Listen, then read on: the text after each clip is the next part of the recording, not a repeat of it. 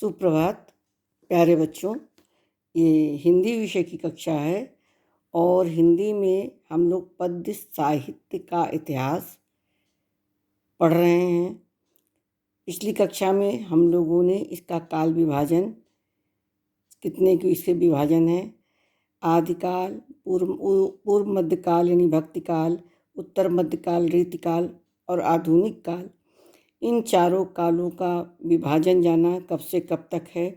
और हिंदी पद्य साहित्य के विभिन्न कालों से संबंधित जो शाखाएं थीं, यानी आदिकाल की कोई शाखा नहीं, भक्ति काल की 2 शाखाएं थीं, निर्गुण भक्ति धारा और सगुण भक्ति धारा। फिर निर्गुण भक्ति धारा की भी 2 शाखाएं थीं, ज्ञान मार्गी शाखा और प्रेम मार्गी शाखा। सगुण भक्ति धारा की भी 2 शाखाएं थीं, राम भक्ति शाखा और कृष्ण भक्ति शाखा। रीतिकाल की भी 2 थीं, रीतिबद्ध काव्य और रीतिमुक्त काव्य। आधुनिक काल की जो शाखाएं थीं, भारतेंदु युग, द्विवेदी युग, छायावादी युग, प्रगतिवादी युग, प्रयोगवाद और नई कविता का युग, ये हमने कल पढ़ा था। आज हम उससे संबंधित आदिकाल के बारे में पढ़ेंगे और आदिकाल इसके बाद में मैं पूरी फ़ोटो भी खींच करके आप लोगों को भेज दूंगी। अभी तो मैं संक्षेप में आपको पढ़ा देती हूँ, लेकिन विस्तार से पढ़ने के लिए आप उसकी रीडिंग स्वयं करें।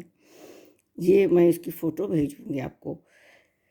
देखिए, आदिकाल का जो समय है सन 743 ईस्वी से 1343 ईस्वी तक माना गया है और हिंदी के प्रथम उत्थान काल या विकास काल को वीरगाथा काल, चारण काल आदि नाम दिया गया है। उस समय देश अनेक छोटे छोटे राज्यों में बटा हुआ था। इन राज्यों के राजपूत राजा आपस में लड़ते रहते थे और स्वभाव से वे वीर, साहसी और विलासप्रिय थे। तो छोटी छोटी बातों पर मनमुटाव, ईर्ष्या तथा एक दूसरे को नीचा दिखाने की प्रवृत्ति के कारण प्रायः इनमें लड़ाइयाँ होती रहती थी।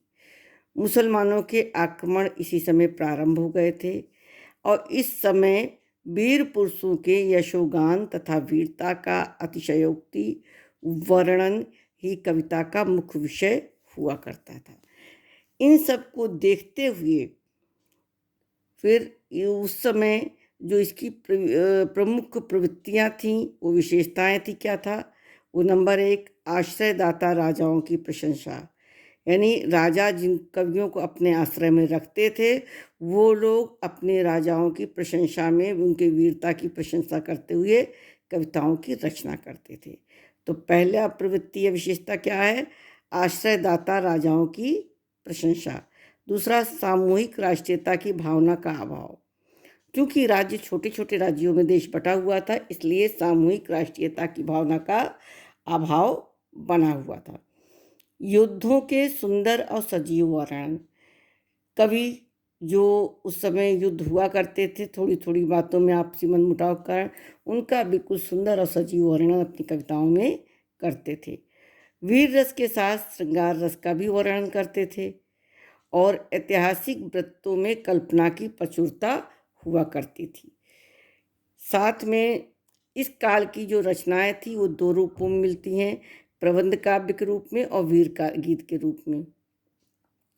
तो वीर गीत काव्यों में सर्वाधिक प्रसिद्ध और लोकप्रिय काव्य आलाखंड था। जगनिक नामक भाट कवि द्वारा रचित इस काव्य में महोबा के 2 प्रसिद्ध वीरों आल्हा और उदल के वीर चरित्रों का विस्तृत वर्णन है। ये बहुत ही लोकप्रिय हैं और इसके गीत आज भी वर्षा ऋतु में उत्तर भारत के प्रत्येक गांव में ढोलक की थाप पर गाए जाते हैं। इस काल में कुछ श्रृंगार रस की और भक्ति की रचनाएं भी हुई, किंतु प्रमुखता वीर रस के काव्यों की ही रही। विद्यापति अब्दुल रहमान इस युग के प्रसिद्ध रचनाकार थे। वीरगाथा कालीन ग्रंथों में विविध छंदों का प्रयोग मिलता है। दोहा, सोठा, त्रोटक, तोमर, चौपाई, गाथा, आर्या, रोला, छप्पय, कुंडलियाँ आदि इस काल में इसका प्रयोग ज़्यादा हुआ है। और इसके साथ साथ देखिए, हम आपको थोड़ा विस्तार से भी समझाएंगे। जो आदिकाल का नामकरण हुआ था वो किस आधार पे हुआ था, इसकी सबसे मतलब इसके बारे में बताने वाले हमारे आचार्य रामचंद्र शुक्ल जो है आलोचक और इतिहासकार रहे हैं। उन्होंने आदिकाल का समय 1050 से लेकर संवत 1050 से लेकर के 1375 विक्रम तक माना है, यानी 993 से 1318 ईस्वी तक, क्योंकि अन्य विद्वानों 700 के आसपास माना था। और ये उन्होंने वीर गाथा काल की संज्ञा दी थी, क्योंकि उस समय में जो राजा थे वो आपस में अपनी वीरता का प्रदर्शन करने के लिए थोड़ी थोड़ी बातों में युद्ध किया करते थे, तो इसलिए उन्होंने इसका नाम वीर गाथा काल भी रख दिया। और आदि काल ऐसा नाम है जिसे कभी किसी न किसी रूप में सभी इतिहासकारों ने स्वीकार किया, क्योंकि प्रारंभिक काल था इसलिए इसे आदिकाल का नाम दिया गया। और भाषा की दृष्टि से इस काल के साहित्य में हिंदी के आदि रूप का बोध पाया भी जाता है। तो भाव की दृष्टि से इसमें भक्ति काल से आधुनिक काल तक के सभी प्रमुख प्रवृत्तियों का प्रारंभिक बीज हम खोज सकते हैं। इस काल की आध्यात्मिक, श्रृंगारिक और वीरता की प्रवृत्तियों का विकसित रूप हमें मिलता है।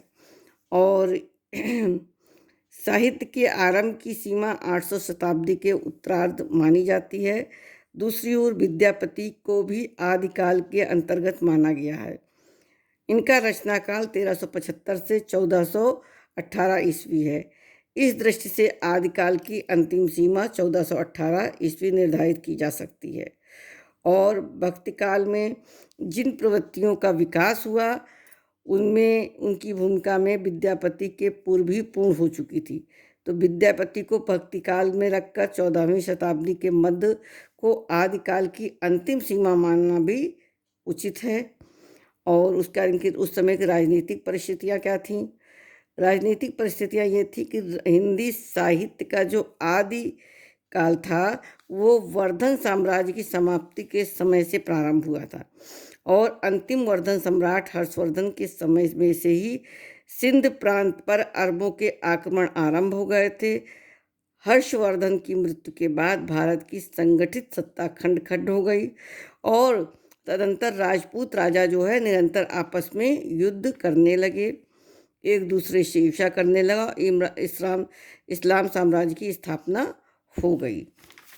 तो ये ईसा की 8वीं शताब्दी से 15वीं शताब्दी तक का ये समय था।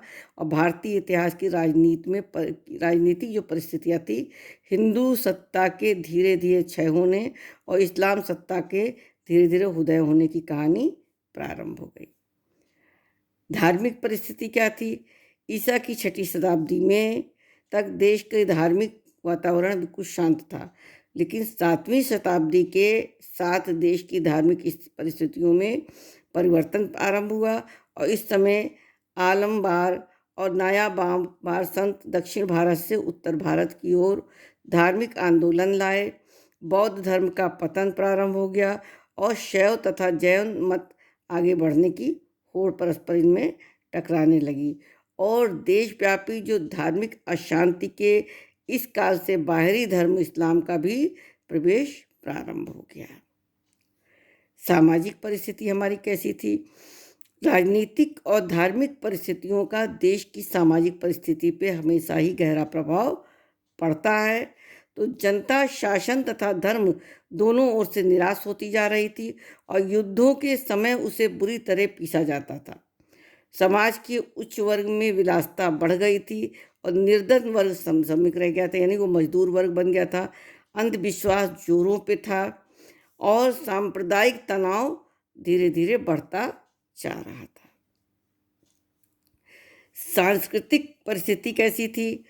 आदिकाल में भारतीय और इस्लाम इन दो संस्कृतियों के संक्रमण एवं हास विकास की गाथा है। इसलिए इस काल में भारतीय संस्कृति का जो स्वरूप मिलता है वो परंपरागत गौरव से विच्छिन्न और मुस्लिम संस्कृति के गहरे प्रभाव से निर्मित है।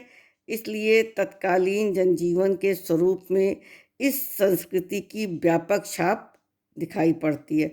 उस समय उत्सव, मेले, वेशभूषा, आहार विहार और मनोरंजन आदि सब में मुस्लिम रंग मिल गया था।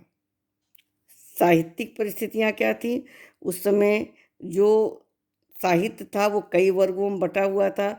सिद्ध साहित्य, जैन साहित्य, नाथ साहित्य, रासो साहित्य और लौकिक साहित्य। इस युग में काव्य रचनाएं प्रबंध और मुक्तक दोनों रूप में हुई हैं।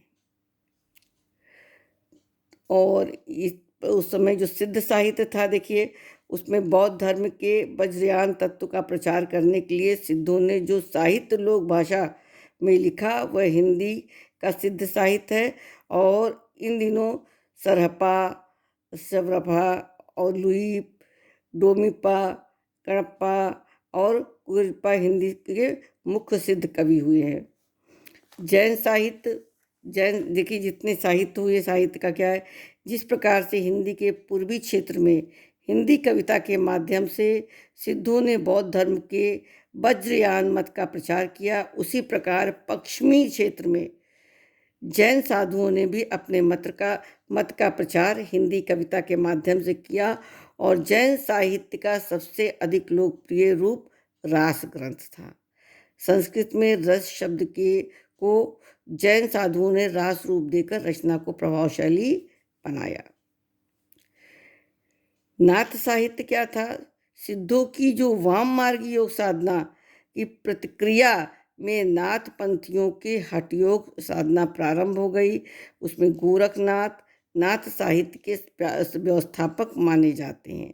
इन्होंने ईसा की 13वीं शताब्दी के आरंभ में अपना साहित्य लिखा और गोरखनाथ से पहले अनेक संप्रदाय थे, उन सबका नाथ संप्रदाय में विलय हो गया। रासो साहित्य क्या है? हिंदी साहित्य के आदिकाल में जो रचित जैन राज काव्य वीर गाथाओं के रूप में लिखित रासो ग्रंथ काव्यों को से बिल्कुल भिन्न है। दोनों की रचना शैलियों का अलग अलग भूमियों पर विकास हुआ। जैन रास काव्यों में धार्मिक दृष्टि प्रधान थी, जबकि रासो परंपरा में रचित काव्य में वीर गाथा परक था।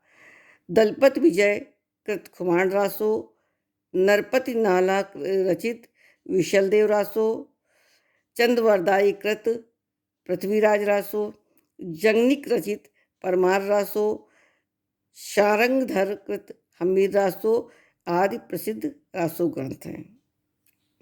इसका लौकिक साहित्य आता है। आदिकाल में कुछ ऐसे भी ग्रंथ उपलब्ध हैं जो पूर्वोक्त प्रमुख प्रवृत्तियों से बिल्कुल भिन्न हैं।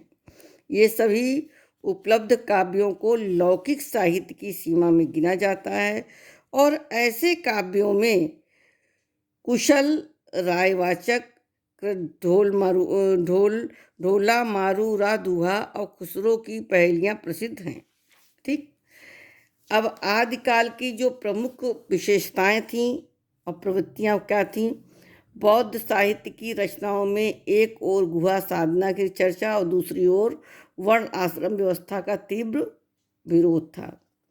जैन आचार्यों की रचनाओं में जीवन की विभिन्न परिस्थितियों के बड़े ही सरस वर्णन, नैतिक आदर्शों का प्रचार प्रसार, नाथ संप्रदाय के साधकों की रचना में हठयोग की साधना पद्धति का दर्शन, तीव्र वैराग्य की भावना जगाई गई, वर्ण जाति के बंधन से ऊपर उठने का आग्रह है। रासो साहित्य में आश्रयदाताओं के युद्ध उत्साह, केली क्रीड़ा आदि के बड़े सरस वर्णन हैं। इतिहास के साथ कल्पना का प्रचुर उपयोग किया गया, वीर और श्रृंगार रस प्रधान है। प्रसंग अनुसार कहीं पुरुष और कहीं कोमलाकांत शब्दावली का प्रयोग हुआ है। लौकिक साहित्य में श्रृंगार, वीर और नीतिपरक भावनाओं की अभिव्यक्ति मिली है और खुसरो की पहेलियों में व्यंग विनोद की अभिव्यंजना है।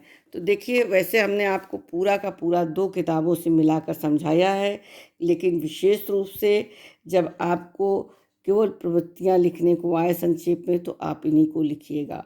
ठीक है बच्चों, अगली कक्षा में हम लोग भक्तिकाल पढ़ेंगे। धन्यवाद।